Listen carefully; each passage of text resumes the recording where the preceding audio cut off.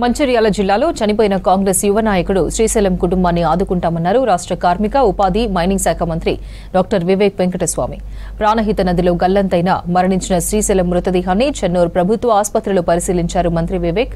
అనంతరం వారి కుటుంబ సభ్యులను పరామర్శించారు. బాధిత కుటుంబానికి ఇందిరమ్మ ఇల్లు మంజూరు చేస్తామన్నారు. గోదావరి స్నానాలకు వెళ్లేటప్పుడు ప్రజలు జాగ్రత్తలు పాటించాలన్నారు.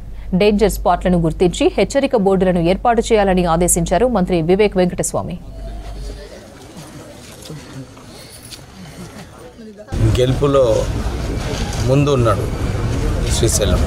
ఆల్గాంలో గోదావరి నీళ్లు స్నానం చేయడానికి వెళ్ళి అక్కడ గోదావరి నీళ్ళు ఎక్కువ వచ్చినందువలన పాపం నీళ్ళలో డ్రౌన్ అయిపోయినాడు.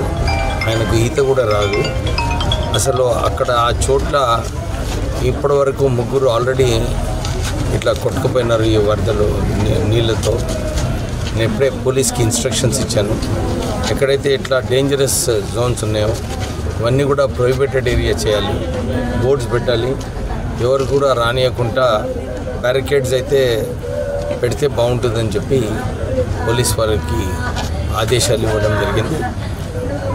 చాలామంది కూడా ఇంకేమైనా ఎలాంటి డేంజరస్ సైట్స్ ఉంటే లోకల్ వాళ్ళు మీరు చెప్తే అది కూడా పోలీస్తోని మనము కార్డన్ ఆఫ్ చేసి ప్రజలందరూ కూడా గమనించాలి. గోదావరి నీళ్ళంటే ఫ్లడ్ ఫ్లో లెక్క చాలా వేగంగా పోతుంటాయి నీళ్ళు. సో ఇక్కడ కొద్దిగా జాగ్రత్తగా ఉండాలి. స్నానాలకు వెళ్ళినప్పుడు ఎక్కడ సేఫ్ అక్కడనే వెళ్ళాలి, కానీ ఎక్కడంటే అక్కడికి వెళ్ళి స్నానము గోదావరి నీళ్ళలో చేయొద్దని చెప్పి